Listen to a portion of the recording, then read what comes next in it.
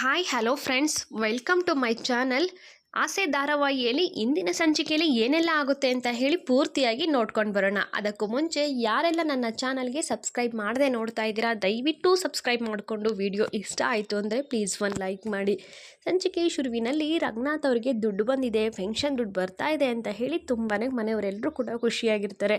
ಅಂಥ ಟೈಮಲ್ಲಿ ಈ ಕಡೆ ಮೀನನು ಕೂಡ ಮಾವ ಈ ವಿಚಾರನ ಅಜ್ಜಿಗೆ ಫೋನ್ ಮಾಡಿ ಹೇಳಿದ್ರೆ ಲಕ್ಕಿ ಅಜ್ಜಿನೂ ಕೂಡ ತುಂಬಾ ಖುಷಿ ಪಡ್ತಾರೆ ಅಲ್ವಾ ಮಾವ ಅಂತ ಹೇಳಿ ಕೇಳ್ತಾರೆ. ಆಗ ಹೌದು ಕಣಮ್ಮ, ಈ ವಿಚಾರನ ಅಮ್ಮನಿಗೆ ಹೇಳಿದ್ರೆ ಅಮ್ಮನೂ ಕೂಡ ತುಂಬಾ ಖುಷಿ ಪಡ್ತಾರೆ, ಇರು ಇವಾಗಲೇ ಫೋನ್ ಮಾಡಿ ಹೇಳ್ತೀನಿ ಅಂತ ಹೇಳಿ ನನ್ನ ಫೋನ್ ಎಲ್ಲಿ ಅಂತ ಹೇಳಿ ಫೋನನ್ನು ತೊಗೊಂಡು ಫೋನ್ ಮಾಡ್ತಾರೆ. ಹಾಗೆಯೇ ಲಕ್ಕಿ ಅಜ್ಜಿ ಫೋನ್ ಪಿಕ್ ಮಾಡಿದ್ಮೇಲೆ ನನಗೆ ಕೊಡಿ ಅಪ್ಪ, ನಾನು ಅವ್ರ ಹತ್ರ ತುಂಬಾ ಇಂಪಾರ್ಟೆಂಟ್ ಆಗಿರೋ ಒಂದು ವಿಚಾರನ ಕೇಳಬೇಕು ಅಂತ ಹೇಳಿ ಸೂರ್ಯನು ಕೂಡ ಹೇಳ್ತಾ ಇರ್ತಾನೆ.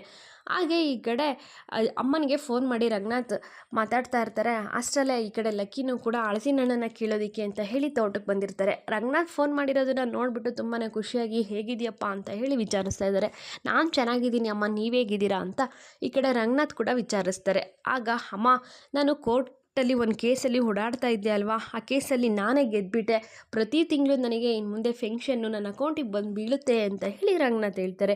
ಹೌದಾ, ಎಂಥ ಸುದ್ದಿ ಹೇಳಿಬಿಟ್ಟೆ, ತುಂಬಾ ಖುಷಿ ಆಯಿತು, ತುಂಬ ಅಂದರೆ ತುಂಬ ಒಳ್ಳೆಯ ಸುದ್ದಿ ಹೇಳಿಬಿಟ್ಟೆ ಅಂತ ಹೇಳಿ ಅಜ್ಜಿನೂ ಕೂಡ ಖುಷಿ ಪಡ್ತಾ ಇರ್ತಾರೆ.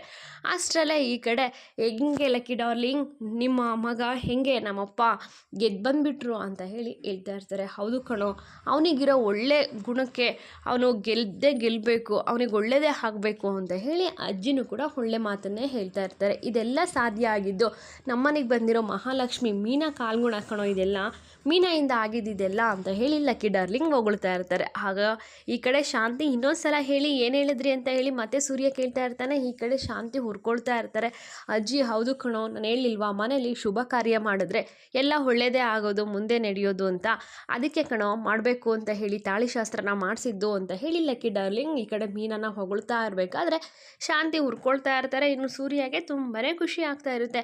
ಅಂಥ ಟೈಮಲ್ಲಿ ಲಕ್ಕಿ, ನಿನಗೆ ಮದುವೆ ಆದಮೇಲೆ ಎಷ್ಟು ವರ್ಷಕ್ಕೆ ಮಗು ಆಗಿದ್ದು ಅಂತ ಹೇಳಿಬಿಟ್ಟು ಸೂರ್ಯ ಕೇಳ್ತಾನೆ. ಆಗ ಅಯ್ಯೋ ಅದಾ, ನನಗೆ ಮದುವೆ ಆಗಿ 4 ವರ್ಷ ಆದರೂ ಮಕ್ಕಳೇ ಆಗಿರಲಿಲ್ಲ ಕಣೋ.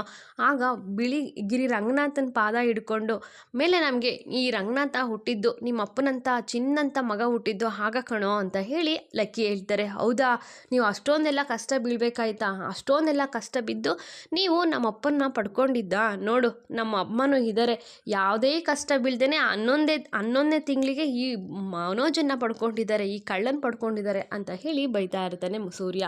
ಆಗ ಈ ಕಡೆ ರೋಹಿಣಿಗೆ ತುಂಬಾ ಕೋಪ ಬರ್ತಾ ಇರುತ್ತೆ. ರೋಹಿಣಿ ತುಂಬಾ ಕೋಪ ಪಡ್ಕೊಳ್ತಾ ಇರ್ತಾರೆ. ಅಯ್ಯೋ, ಆಗ ಲಕ್ಕಿ ಇದ್ದವರು ಅದೆಲ್ಲ ನನಗೆ ಗೊತ್ತಿಲ್ಲ ಕಣೋ, ನನಗೆ ಇನ್ನು ಸ್ವಲ್ಪ ದಿವಸದಲ್ಲಿ ಮಹಾಲಕ್ಷ್ಮಿ ಅಂತ ಮೊಮ್ಮಗಳು ಬೇಕು ಕಣೋ, ನನಗೆ ಮೀನಾ ಅಂತ ಮೊಮ್ಮಗು ಬೇಕು, ನನಗೂ ಕೂಡ 2 ಗಂಡ್ಮಕ್ಳು, ನಿಮ್ಮಮ್ಮ 3 ಜನ ಗಂಡ್ಮಕ್ಳನ್ನ ಹೆತ್ತಿದ್ದಾಳೆ, ನನಗೆ ಹೆಣ್ಮಗು ಬೇಕು ಅಂತ ಹೇಳಿ ಲಕ್ಕಿ ಕೇಳ್ತಾ ಇರ್ತಾರೆ. ಬೇಡ ಬೇಡ, ನನಗೆ ಈಗಾಗಲೇ ಕಾನ್ಸಲ್ಲಿ 4 ಜನ ಇವಳಿಗೆ ಮಕ್ಕಳಾಗಿದೆ ಅಂತ ಹೇಳಿ ತುಂಬಾ ಭಯ ಆಗ್ತಾ ಇದೆ, ಬೇಡ ಅಂತ ಹೇಳಿ ಈ ಕಡೆ ಸೂರ್ಯ ಹೇಳ್ತಾ ಇರಬೇಕಾದ್ರೆ, ಅಯ್ಯೋ ಅದು ಕೂಡ ಶುಭ ಸೂಚನೆ ಕಣೋ, ನನಗೆ ಹೆಣ್ಮಗುನೇ ಬೇಕು ಅಂತ ಹೇಳಿ ಲಕ್ಕಿ ಕೇಳ್ತಾ ಇರ್ತಾರೆ. ಬೇಡ ಲಕ್ಕಿ, ಹೆಣ್ಮಗು ಅಂದರೆ ಸುಮ್ಮನೆ ತೊಂದರೆ, ಇಲ್ಲದ್ದೆಲ್ಲ ಖರ್ಚು, ತುಂಬ ಕಷ್ಟ, ನಮ್ಮನೇಲಿ ಹುಟ್ಟಿ ಮತ್ತು ಎಲ್ಲ ಓದಿಸಿ ಆಸ್ತಿ ಪಾಸ್ತಿ ಎಲ್ಲ ಮಾಡಿಬಿಟ್ಟು ಬೇರೆಯವ್ರ ಮನೆಗೆ ದಾರೆ ಎರೆದು ಕೊಡಬೇಕು, ಅದೆಲ್ಲ ಎಷ್ಟು ಕಷ್ಟ ಆಗುತ್ತೆ ಗೊತ್ತಾ, ಬೇಡ ಬೇಡ ಅಂತ ಹೇಳಿ ಹೇಳ್ತಾ ಇರ್ತಾರೆ. ಹಾಗೆಲ್ಲ ಏನೂ ಆಗಲ್ಲ ಕಣೋ ಅಂತಂದೆ. ಹೌದೌದು, ಈ ಮನೋಜನ್ ಥರ ದಂಡ ತಿಪ್ಪಿಂಡವಾಗಿದ್ದರೆ ಗಂಡು ಮಕ್ಕಳೇ ಪರವಾಗಿಲ್ಲ, ಮನೆಯಲ್ಲೇ ಇರ್ಬೋದು ಅಂತಲೂ ಕೂಡ ಹೇಳ್ತಾ ಇರ್ತಾರೆ. ಮನೋಜನ ಮಾತಿಗೂ ಬೈತಾ ಇರ್ತಾನೆ.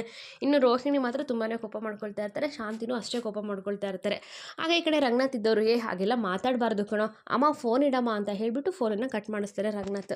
ಹಾಗೆಯೇ ನೋಡ್ರಿ, ಇವ್ನ ಮಾತಿಗೂ ಯಾಕೆ ನನ್ನ ಗಂಡನಿಗೆ ಬೈಬೇಕು, ಇದು ಸರಿನಾ ಅಂತ ಹೇಳಿ ಹೇಳಿದಾಗ, ಹೇ ಪೌಡ್ರಮ್ಮ, ನಿನಗೇನು ಗೊತ್ತು, ಇವನು ನಂದು 22 ಲಕ್ಷ ಕತ್ಕೊಂಡು ಹೋಗಿದ್ದಾನೆ, ಆ 22 ಲಕ್ಷ ಕೊಡಲಿ, ಆಗ ನಾನು ಇವನಿಗೆ ಮರ್ಯಾದೆ ಕೊಡ್ತೀನಿ ಅಂತ ಹೇಳಿ ಹೇಳ್ತಾ ಇರ್ತಾರೆ. ಹಾಗೆಯೇ 22 ಲಕ್ಷ ಕೊಡೋದಕ್ಕೆ ಆಗಬೇಕಲ್ಲ ಈ ನನ್ನ ಮಗನಿಗೆ ಅಂತಲೂ ಕೂಡ ಬೈತಾ ಇರ್ತಾರೆ. ನೋಡಿ ಮಾವ, ನನ್ನ ಗಂಡನಿಗೆ ಎಷ್ಟೆಲ್ಲ ಅವಮಾನ ಮಾಡ್ತಾರೆ, ಯಾವಾಗ ನೋಡಿದ್ರು ಹೊಡೆಯೋದ್ರಲ್ಲೇ ಇರ್ತಾರೆ, ನಾನು ಎಷ್ಟು ಅಂತ ಸಹಿಸ್ಕೊಳ್ಳಿ, ಇವರಿಗೆ ಅಣ್ಣ, ನಾನು ಇವರಿಗೆ ಎಷ್ಟು ಮರ್ಯಾದೆ ಕೊಡ್ತೀನಿ, ಮನೋಜ್ ಕೂಡ ಎಲ್ರಿಗೂ ಎಷ್ಟು ಮರ್ಯಾದೆ ಪ್ರೀತಿಯಿಂದ ಮಾತಾಡಿಸ್ತಾರೆ, ಅವರಿಗೆ ಎಷ್ಟು ಒಳ್ಳೆತನ ಇದೆ, ಇವರಿಗಿಂತ ಬುದ್ಧಿ ಕಲಿಸಿಲ್ವ ನೀವು ಅಂತ ಹೇಳಿ ರಂಗನಾಥ್ಗೆ ಕೇಳ್ತಾಳೆ ರೋಹಿಣಿ. ಈ ಮಾತಿಂದ ರಂಗನಾಥ್ ಕೂಡ ತುಂಬಾ ಶಾಕ್ ಆಗ್ತಾರೆ. ಹಾಗೆಯೇ ರೋಹಿಣಿನೂ ಇಷ್ಟೊಂದು ಮಾತಾಡತ್ತಿರ್ಬೇಕಾದ್ರೆ, ನೋಡಮ್ಮ ಹಾಗೆ ಹೀಗೆ ಅಂತ ಹೇಳಿ ಸೂರ್ಯ ಮಾತಾಡ್ತಾ ಇರಬೇಕಾದ್ರೆ ರಂಗನಾಥ್, ಅವಳು ನಿನ್ನ ಅತ್ತಿಗೆ ಕಣೋ, ಅತ್ತಿಗೆ ಅನ್ನಂತ ಮಾತಾಡಿಸು ಅಂತ ಹೇಳಿ ಇನ್ನು ಈ ಕಡೆ ಸೂರ್ಯನಿಗೆ ಬೈತಾ ಇರ್ತಾರೆ. ಅವರೆಲ್ಲ ತುಂಬಾ ಕೋಪ ಮಾಡ್ಕೊಂಡಿರ್ತಾರೆ. ನೀನು ಸಮಾಧಾನ ಮಾಡ್ಕೋ ರೋಹಿಣಿ, ಇವ್ನ ಮಾತಿಗೆ ನೀನು ತಲೆ ಕೆಡಿಸ್ಕೋಬೇಡ ಅಂತ ಹೇಳಿ ಸಮಾಧಾನನೂ ಕೂಡ ಮಾಡ್ತಾರೆ. ಈ ಕಡೆ ಮೀನನ್ನು ಕೂಡ ತುಂಬ ಕೋಪ ಮಾಡಿಕೊಂಡು ರೂಮ್ಗೆ ಹೋಗಿರ್ತಾಳೆ. ಹಾಗೆ ರೋಹಿಣಿ ಇನ್ನೊಂದು ಕಡೆ ತುಂಬಾ ಕೋಪ ಮಾಡ್ಕೊಂಡು ನಿಂತಿರಬೇಕಾದ್ರೆ ಮನೋಜ ಶಾಂತಿ ಇಬ್ಬರು ಕೂಡ ಈ ಕಡೆ ರೋಹಿಣಿಗೆ ಸಮಾಧಾನ ಮಾಡ್ತಾ ಇರ್ತಾರೆ. ಅವ್ನ ಮಾತಿಗೆಲ್ಲ ನೀನು ತಲೆ ಕೆಡಿಸ್ಕೋಬೇಡ ಅಮ್ಮ, ಅವನು ದೊಡ್ಡ ಕುಡಿದ್ಬಿಟ್ಟು ಏನೇನೋ ಮಾತಾಡ್ತಾ ಇರ್ತಾನೆ, ಅವ್ನ ಮಾತಿಗೆ ನೀನು ತಲೆ ಕೆಡಿಸ್ಕೊಳ್ಳೋದಕ್ಕೆ ಹೋಗ್ಬೇಡ ಅಂತ ಹೇಳಿ ಸಮಾಧಾನ ಮಾಡ್ತಾ ಇರ್ತಾರೆ. ಇನ್ನೊಂದು ಕಡೆ ರೂಮ್ಗೆ ಬರ್ತಾರೆ ಸೂರ್ಯ, ಇನ್ನೂ ರೋಹಿಣಿನೂ ಕೂಡ ಗರಂ ಆಗಿರ್ತಾರೆ.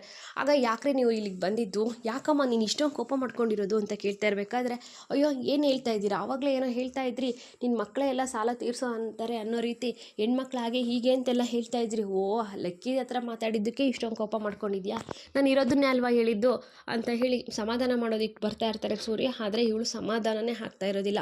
ಅಲ್ಲ ಅಮ್ಮ, ಮದುವೆ ಮಾಡಿ ಬೇರೆಯವ್ರ ಮನೆಗೆ ದಾರೆ ಎರೆದು ಕೊಡಬೇಕು ಗಂಡು ಮಕ್ಕಳಿಗೆ, ಹೆಣ್ಮಕ್ಳು ಎಲ್ಲ ಎಷ್ಟು ರಿಸ್ಕ್ ಅಮ್ಮ ಅದು. ಅದೇ ಗಂಡು ಮಕ್ಕಳೇ ಆದರೆ ಹುಟ್ಟಿದ ಮನೆಯಲ್ಲೇ ಉಂಡ್ಕೊಂಡು ತಿನ್ಕೊಂಡು ಆರಾಮಾಗಿ ಇರ್ತಾರೆ ಅಂತ ಎಲ್ಲನೂ ಕೂಡ ಹೇಳ್ತಾ ಇರ್ತಾನೆ.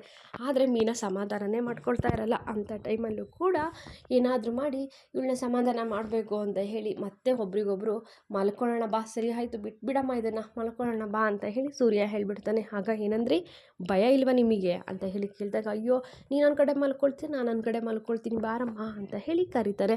ಆಗ ಭಯ ಇಲ್ವಾ, ಆ ವಿಚಾರದಲ್ಲಿ ಭಯ ಇಲ್ವಾ ಅಂತ ಹೇಳಿ ಮತ್ತೆ ಮೀನಾ ಕೇಳ್ತಾಳೆ. ಆಗ ಅಯ್ಯೋ ಸರಿ ಬೇಡವೇ ಬೇಡ ಅದೆಲ್ಲ, ನೀನು ಮೇಲೆ ಮಲ್ಕೋ ನಾನು ಕೆಳಗೆ ಮಲ್ಕೊಳ್ತೀನಿ ಅಂತ ಹೇಳಿ ಚಾಪೆ ಹಾಸ್ಕೊಂಡು, ಗಂಡಸ್ರ ಕಷ್ಟ ಏನು ಅಂತ ಆ ದೇವ್ರಿಗೆ ಗೊತ್ತಾಗಬೇಕು, ಅವನು ಕೂಡ ಕೆಳಗೆ ಬಂದು ಇದನ್ನೆಲ್ಲ ಅನುಭವಿಸ್ಲೇಬೇಕು ಅಂತ ಹೇಳಿ ಗುನುಗ್ತಾ ಇರ್ತಾನೆ.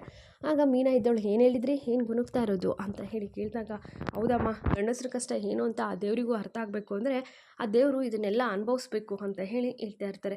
ಏನು ಮತ್ತು ಗಂಡಸು ಹೆಂಗಸು ಅಂತಲೇ ಮಾತಾಡ್ತಾ ಇದ್ದೀರಾ, ಮತ್ತು ಹಾಗೆ ಮಾತಾಡ್ತಾ ಇದ್ದೀರಾ ನಿಮ್ಮನ್ನ ಅಂತ ಹೇಳಿಬಿಟ್ಟು ತಲೆದಿಂಬನ್ನು ತಗೊಂಡು ಹೊಡಿತಾ ಇರ್ತಾಳೆ. ನೀನು ನನಗೆ ಹೊಡಿತೀಯಾ ಅಂತ ಹೇಳಿ ಸೂರ್ಯನು ಕೂಡ ಮತ್ತೆ ಒಂದು ತಲೆದಿಂಬನ್ನು ತಗೊಂಡು ಇಬ್ಬರು ಕೂಡ ಹಾಗೆ ಹೊಡೆದಾಡ್ತಾ ಇರ್ತಾರೆ.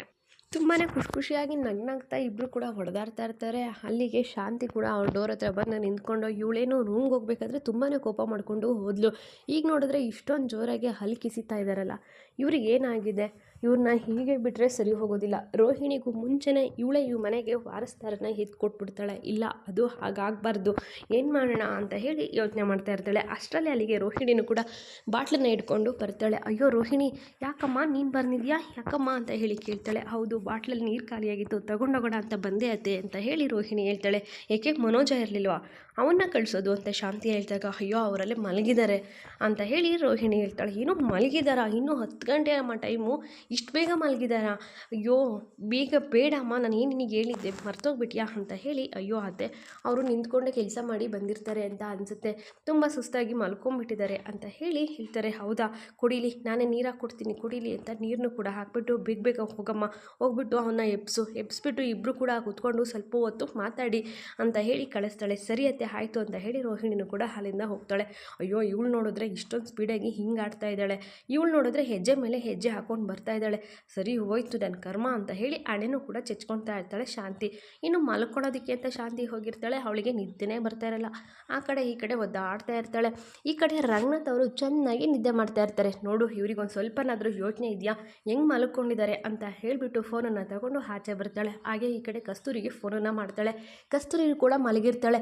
ಇಷ್ಟೊತ್ತಿನಲ್ಲಿ ಯಾರಪ್ಪ ಫೋನ್ ಮಾಡಿರೋದು ಅಂತ ಹೇಳಿ ಫೋನನ್ನು ನೋಡಿಬಿಟ್ಟು ಅಂದ್ಕೊಂಡೆ ಇವಳೇ ಇರಬೇಕು ಅಂತ ಅಂದ್ಕೊಂಡೆ ಅಂತ ಹೇಳಿ ಫೋನನ್ನು ಪಿಕ್ ಮಾಡ್ತಾಳೆ. ಅಯ್ಯೋ ಕಸ್ತೂರಿ ಏನೇ ಮಾಡ್ತಿದ್ದೆ ಅಂತ ಹೇಳಿ ಕೇಳಿದಾಗ, ಚೂರ್ಮುರಿ ಮಾಡ್ತಾಯಿದ್ದೀನಿ, ತುಂಬ ಜನ ಇದ್ದಾರೆ ನೋಡು, ಚೂರ್ಮುರಿಗೆ ಕ್ಯಾರೆಟ್ ತುರಿತಾ ಇದ್ದೀನಿ ಅಂತ ಹೇಳಿ ಹೇಳ್ತಾಳೆ.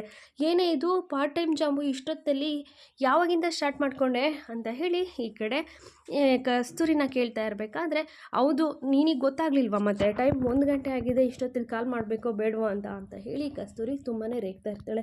ನಾನು ನಿದ್ದೆನೇ ಬರ್ತಾ ಇಲ್ಲ ಕಣೆ ಅಂತಂದಾಗ, ಹೌದಾ ನಾನ್ ವೆಜ್ ಏನಾರದ್ದು ತಿಂದಿದ್ಯಾ, ಬಿಸಿನೀರು ಕುಡಿ ಸ್ವಲ್ಪ ಸರಿ ಹೋಗುತ್ತೆ ಅಂತ ಹೇಳಿ ಕಸ್ತೂರಿ ಹೇಳಿದಾಗ, ಅಯ್ಯೋ ಅದೆಲ್ಲ ಕಣೆ ನಾನು ನಿನ್ನ ಹತ್ರ ಔಷಧಿ ಕೇಳಲಿಲ್ಲ, ನಾನು ಕೇಳ್ತಾ ಇರೋದು ಬೇರೆ. ಈ ರೋಹಿಣಿ ಮತ್ತು ಸೂರ್ಯ ಇಬ್ಬರು ಕೂಡ ತುಂಬ ಚೆನ್ನಾಗಿದ್ದಾರೆ ಕಣೆ, ಯಾವ ನೋಡಿದ್ರು ನಗ್ನಗ್ತಾ ಇದ್ದಾರೆ, ಅವರಿಬ್ಬರು ಒಂದಾಗಿದ್ದರೆ ಅಷ್ಟೇ ಈ ಮನೇಲಿ ನಮ್ಮನ್ನು ಬದುಕೋದಿಕ್ಕೆ ಬಿಡ್ತಾರಾ, ಅವರಿಬ್ಬರು ದೂರ ಇದ್ದಾಗಲೇ ನಮ್ಮನ್ನು ಹಂಗೆ ಆಡಿಸ್ತಾ ಇದ್ರು, ಈಗ ಅಷ್ಟೇ ಕಣೆ ಅವರಿಬ್ಬರು ದೂರ ಆಗಬೇಕು, ಏನಾದರೂ ಒಂದು ಮಾಡಬೇಕು ಅಂತ ಹೇಳಿ ಕಸ್ತೂರಿನ ಕೇಳಿದಾಗ, ಅಪ್ಪ ಇವಳೆಂಥ ತಾಯಿನಪ್ಪ, ಇವಳು ಮಗ ಸೊಸೆ ಚೆನ್ನಾಗಿದ್ರೇ ಸಹಿಸೋದಿಲ್ಲ, ಇವಳು ಒಬ್ಳು ತಾಯಿನ ಥು ಅಂತ ಹೇಳಿ ಕಸ್ತೂರಿ ಮನಸ್ಸಲ್ಲೇ ಬೈಕೊಳ್ತಾ ಇರ್ತಾಳೆ. ಆಗ ಕಸ್ತೂರಿ ಮಲ್ಕೊಂಡ್ಬಿಟ್ಟಿಯೇನೆ ಅಂತ ಹೇಳಿ ಶಾಂತಿ ಕೇಳಿದಾಗ, ಇಲ್ಲ ಕಣೆ ಇದಕ್ಕೇನಾದರೂ ಒಂದು ಐಡಿಯಾ ಕೊಡೆ, ಇವಳನ್ನೇನಾದರೂ ಮಾಡಿ ಈ ಮನೆಯಿಂದ ಆಚೆ ಹಾಕಬೇಕು, ಏನು ಮಾಡೋದು ಅಂತ ಹೇಳಿ ಕೇಳ್ತಾ ಇರ್ತಾಳೆ. ಇಲ್ಲಿಗೆ ಈ ಕಡೆ ಸೂರ್ಯ ಮತ್ತು ಮೀನಾ ಇಬ್ಬರು ಕೂಡ ಗುದ್ದಾಡಿ ಸುಸ್ತಾಗಿ ಮಲ್ಕೊಳ್ತಾ ಇರ್ತಾರೆ. ಇಲ್ಲಿಗೆ ಸಂಚಿಕೆ ಮುಕ್ತಾಯವಾಗುತ್ತೆ ಸ್ನೇಹಿತರೆ. ಮುಂದಿನ ಸಂಚಿಕೆಯಲ್ಲಿ ಏನಾಗುತ್ತೆ ಅನ್ನೋದನ್ನು ಕಾದು ನೋಡೋಣ. ಅಲ್ಲಿವರೆಗೂ ಟೇಕ್ ಕೇರ್ ಅಂಡ್ ಬೈ.